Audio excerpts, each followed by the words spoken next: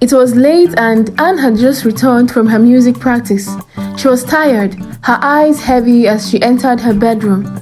She didn't notice Zino sitting in the corner, his mind twisted by jealousy and rage. Without warning, Zino grabbed her, forcing her into a situation neither of them were prepared for. Anne fought, screamed, but Zino was stronger. He was driven by an impulse that overpowered her resistance.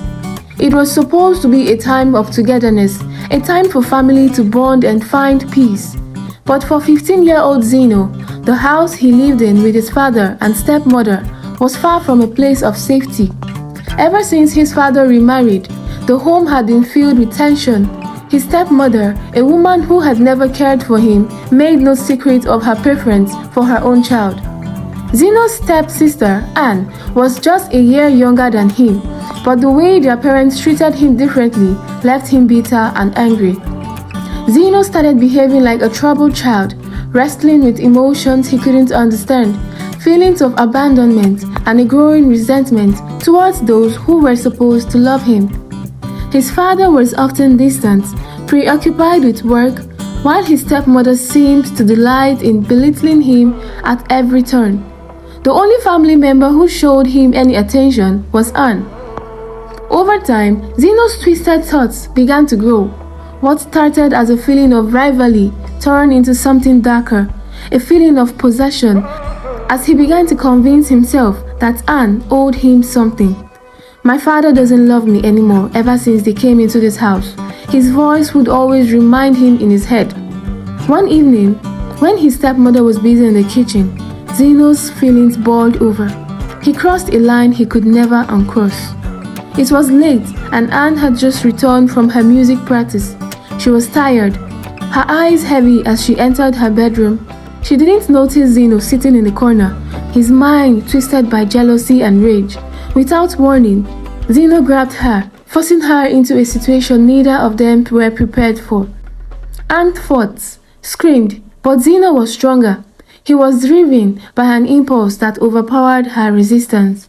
After the horror ended, Anne ran out of the room, her world shattered.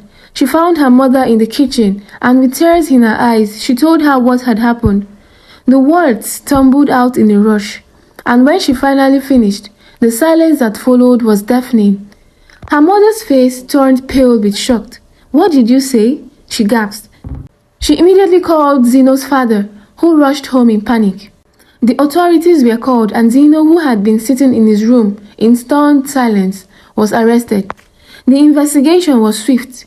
Anne's testimony, though painful, was consistent and clear.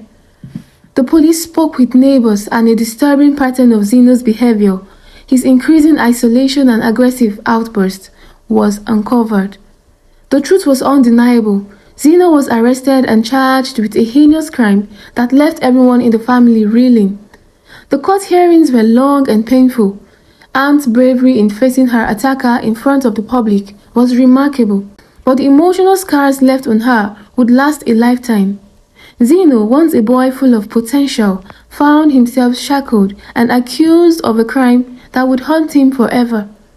His father, who had always been absent in his life, stood in shock as he watched his son's future disintegrate before him. Zino was sentenced to years in juvenile detention. He would spend his adolescence in a cold, harsh world, surrounded by others who had made choices just as dark as his. His family, torn apart by his actions, would never be the same. Anne's life was forever marked by the trauma she endured, and though she would eventually heal, the wounds ran deep. Zino's story became a tragic reminder of how unchecked anger and confusion can lead to unspeakable harm. His tale was one of lost innocence, broken relationships, and the consequences of turning a blind eye to the darkness that can lurk within even those we love the most. Hope you enjoyed this story. See you in my next story.